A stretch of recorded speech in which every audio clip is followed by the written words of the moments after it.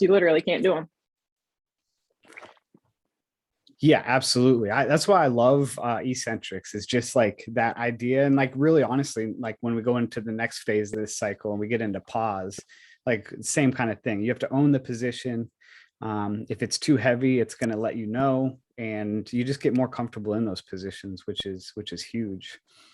If you're just joining us, I'm Coach Dane. This is Coach Kellie, and we're here, doing Facebook Live, getting ready to jump in and talk about kind of getting started with the program, how we structure the program, and like trying to help you identify where you are within your fitness journey, and how to best take advantage of what EFT has to offer. So, at any point in time, drop your questions in the comments, and we'll definitely get to them. But yeah, I think, the other aspect is too, if you're watching this on the replay, go ahead and comment replay and just let us know. So that way we know kind of how many people are checking in on the replay. And it just helps us, get a better understanding of who we're talking to. And obviously, if you put comments there after the fact, let us know that it's replay, and put your comments in there, and we'll definitely answer them.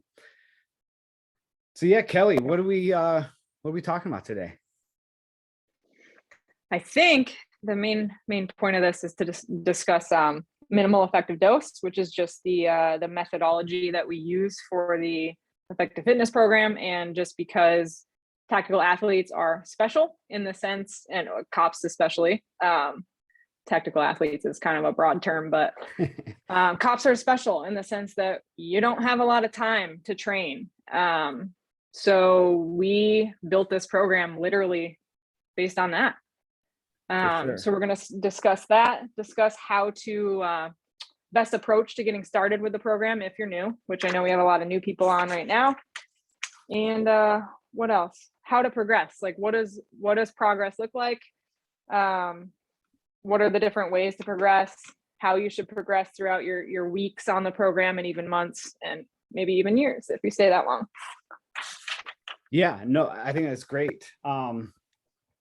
I think, based off of that first topic, just kind of jumping in right away, minimum effective dose. You mentioned that not only is time a constraint, but, many officers, many LEO across the country, across the world, they're already at a heightened level of stress pretty much all the time, much higher than normal, civilians. So, that's another consideration that has to be taken into account when we talk about training.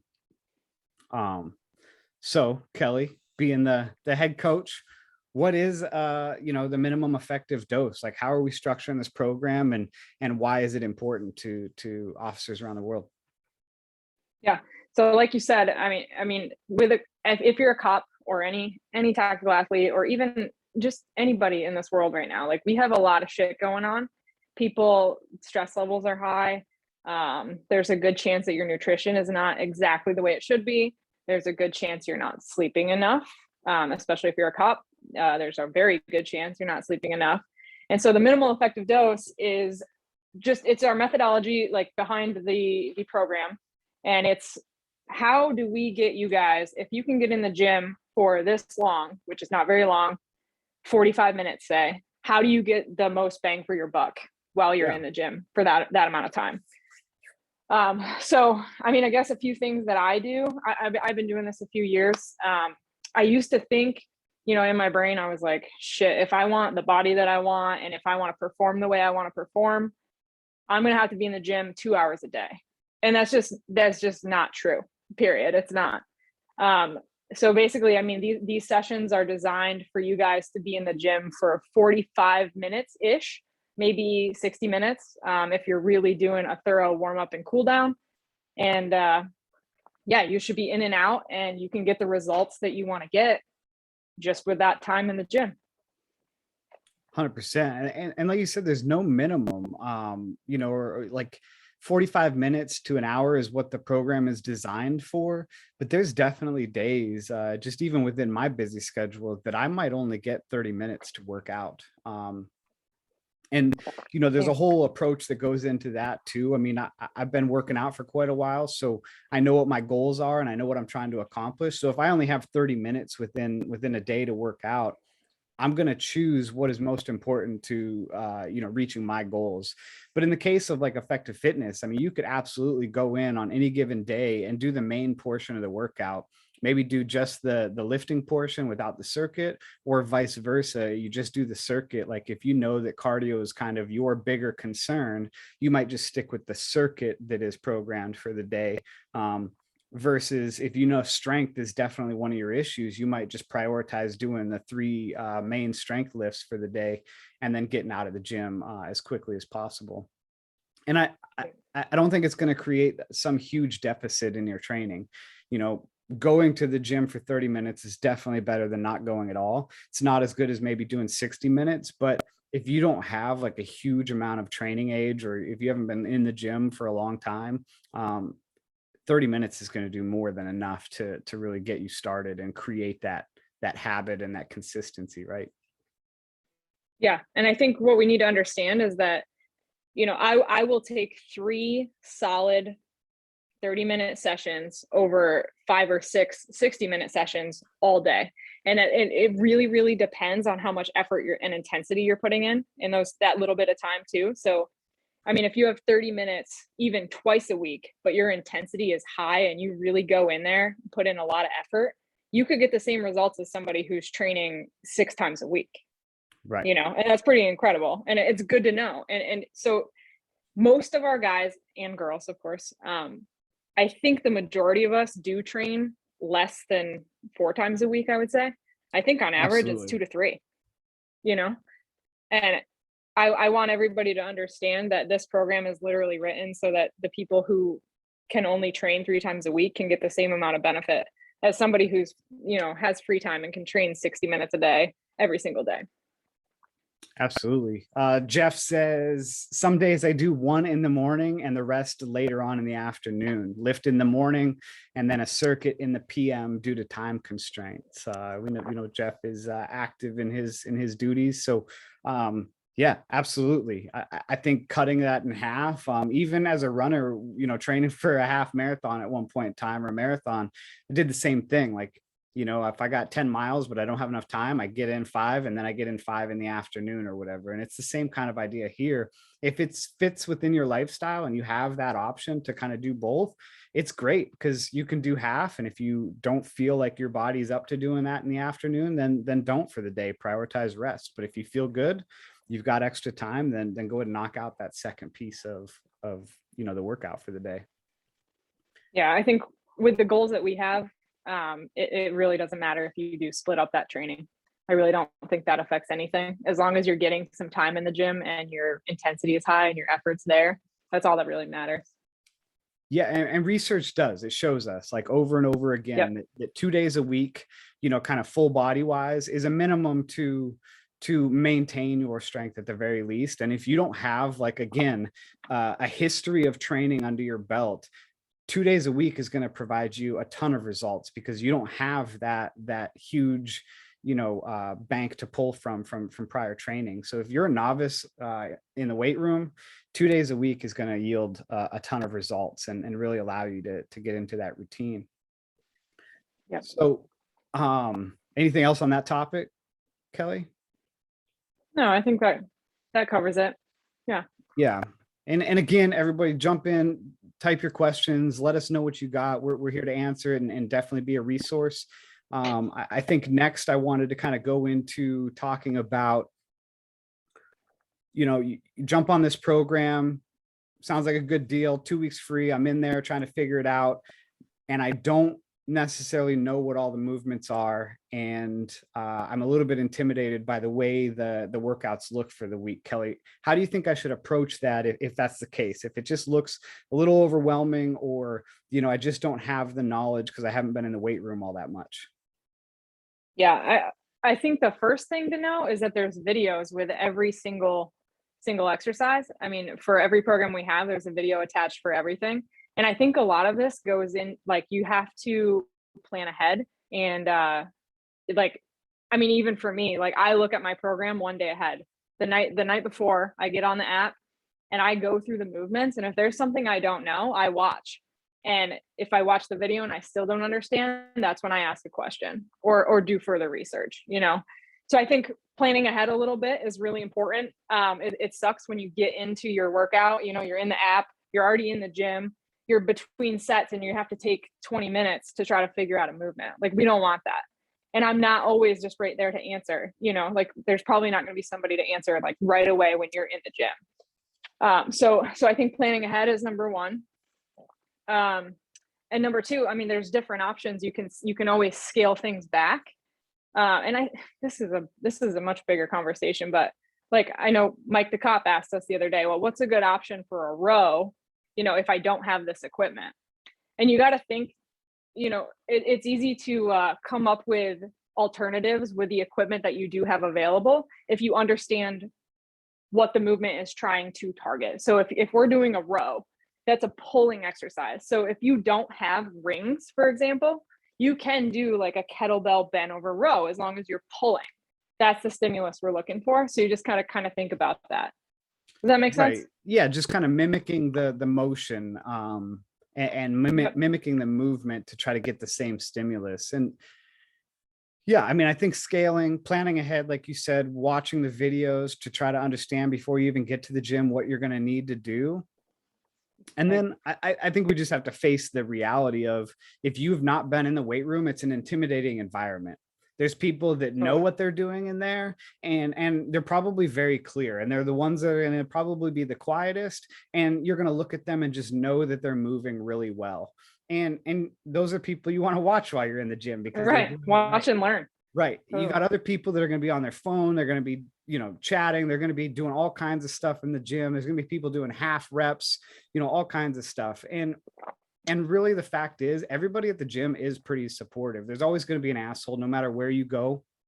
This is why we preach having a home gym, because you have all the equipment right there. You don't have to worry about any other people or any assholes, again, commute time. There's so many reasons why, and we'll dive into that on another day. But you've just got to get comfortable being uncomfortable. Going into the gym and knowing that you have a plan in the palm of your hand is great. That's the first step. Like, if you can get to the gym and you have a plan with what you're going to do while you're there, the next step is just walking through the process.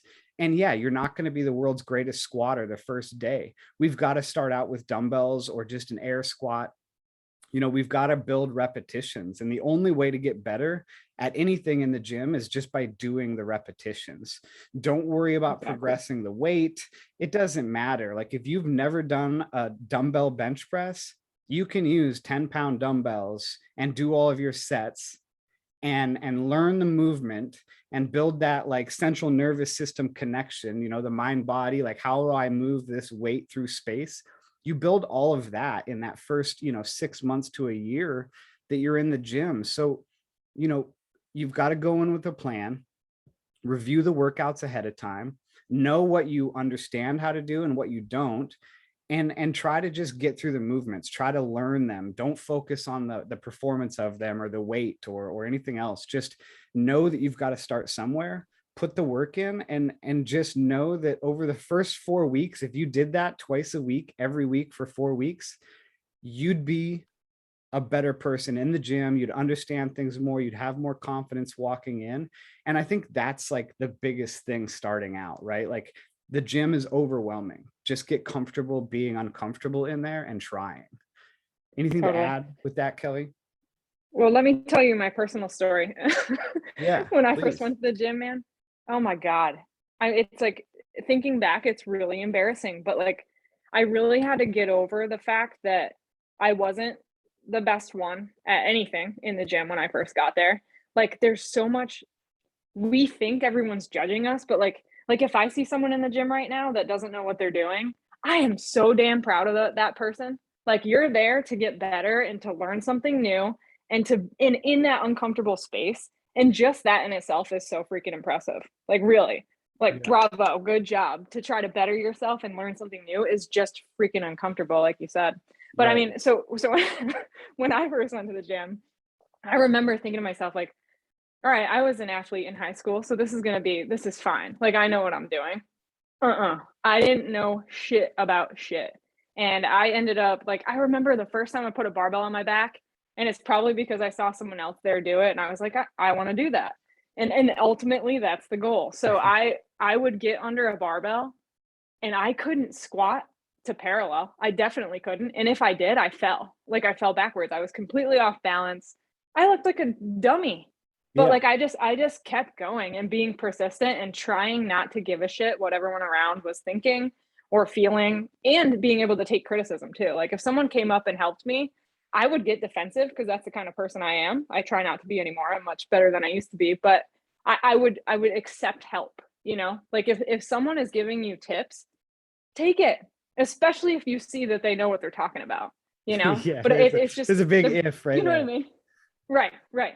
But you know, if they're in good shape and they you've seen them move or seen them in the gym, like find a gym buddy. Like there's not much better you can do is like find somebody who knows what they're talking about and follow along, you Yeah. know? And nobody cares. Like if you've got somebody at your department or your agency that lifts and works out, they probably don't necessarily want to work out alone anyway. And they honestly don't care where you are in your journey. Like if you're there showing up consistently and holding each other accountable, like that goes beyond It's nice to have a buddy. yeah, exactly. My wife and I lift weights together all the time. And obviously that's a little bit different than my coworker, but I'll change from, even on a deadlift platform from like 400 to 150 every set just so I can lift with her, like Yep, that's what partners totally. do. And the gym is filled with them. And that's a huge point, for sure. I had a thought too, right before you said that. And then I got sidetracked because it was such a good point to find a person. But yeah, just being uncomfortable with that new aspect. Like, Yeah. that's the other thing is like creating the habit. Like it's so uncomfortable. And that's why in the fitness world, we always talk about if you can just make it to the gym, that's like 90% of the battle. Once you're there, You're winning. in there Yeah. and yeah, you start work like, because no matter what, I've never left a workout feeling terrible. And that's even if I scaled the workout, if I was injured, like when I leave the gym, I feel 10 times better than when I went in. Same thing with a run. If I don't want to run and then I go run, I come back and I'm never like, man, I wish I didn't run. That's never happened. Never. And so like, even if you're starting out and you're scared and everything else, overcoming that fear and going to the gym and making yourself sweat even the slightest bit, when you come home, you're going to be proud of yourself. And like, it's those little wins and those little chunks that add up. And so again, if you're able to commit to doing that twice a week, those are small wins that you have every week for the next 12 weeks. And they just add up again and again and again. You start to feel better about yourself, your commitment, you're more confident in the movements. Like it just is all about small baby steps to start. Yep. Agree.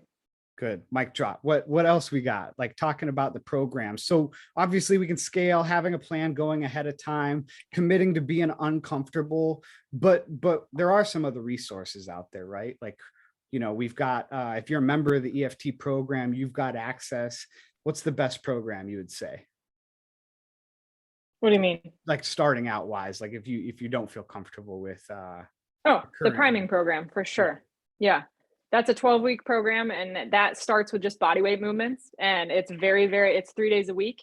And the whole point is just building that habit like we talked about. So, getting in the gym for 30 minutes, moving your body around, trying to figure out where you're at in space. Can you do an air squat? Can you do a push up even if it's modified on your knees? That's fine.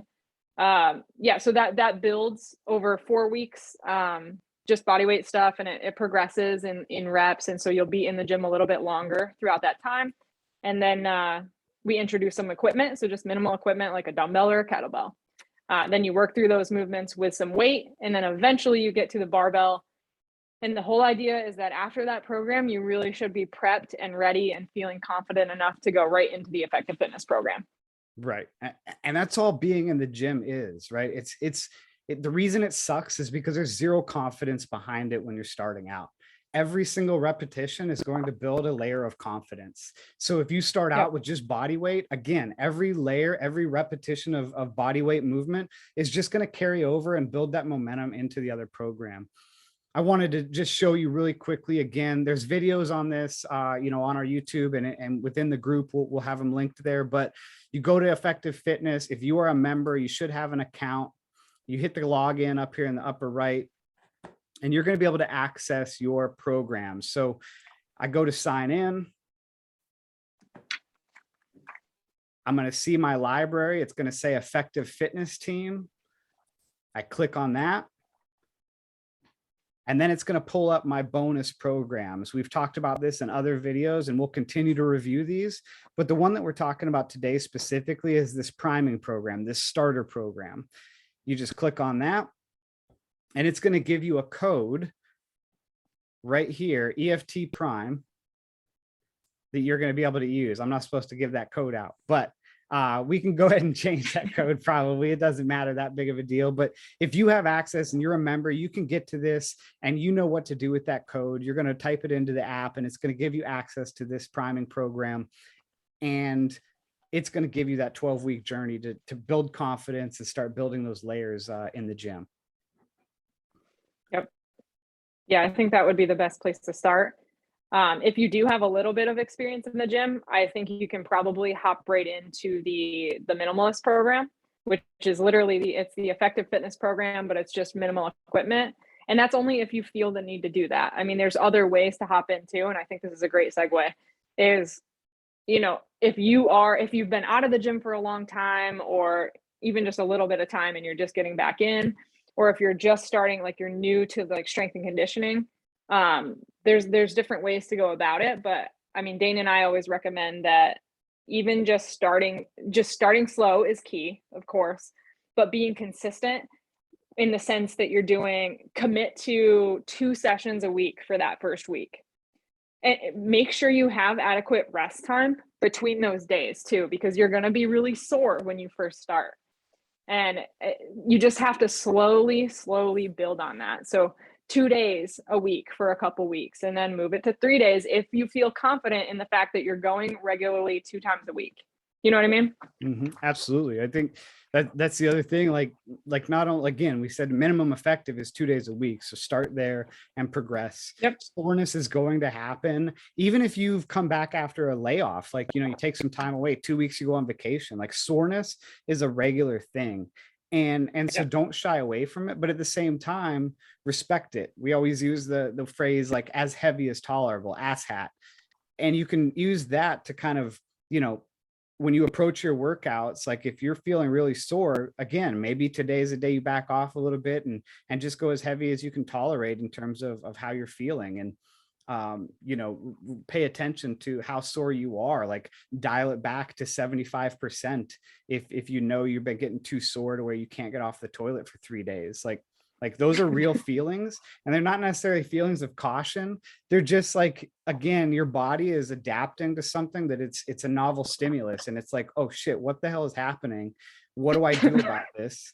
And it's really just keep doing it, keep reminding your body that it's okay and that it's natural. And then your body starts to kick in and is like, oh, okay, I know what I'm doing here. I'm more prepared for this task. I can handle more. So give me another day. Yep, totally. And I think this is a great time to talk about this, is like, what does progress look like? And it can be like, progress is not always doing more.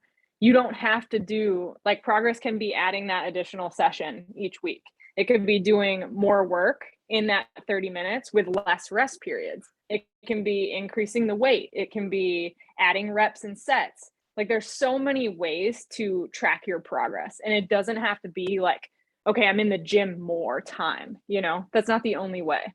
Right. Yeah. And I think the easy thing to always remember there is just 1% better.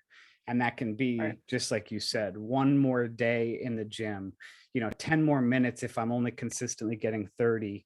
If I'm shorting reps, like, you know, like I did 25 pounds for 10 reps last week. Can I get 25 pounds for 11 reps? Or, you know, can I do 30 pounds for the same 10 reps? Like, it's always just about 1% progression. Like, if I have a plan every day to just try to be 1% better, maybe I eat just a touch better, you know, maybe I make it to the gym, maybe I do 1 more rep, maybe I add 1 more pound. And again, those 1% add up every single day, more than you can ever imagine. But it does look very daunting to start out. You got to play the long game. Yeah. The clothes aren't going to fit well immediately. Scale isn't going to change. Like, you know, the body composition isn't going to turn over right away. but that's because we have to give our self time to adapt, and the adaptation comes from being uncomfortable and doing the hard things. If you do enough hard things, your body's going to adapt in the right way, and you're going to feel better about yourself.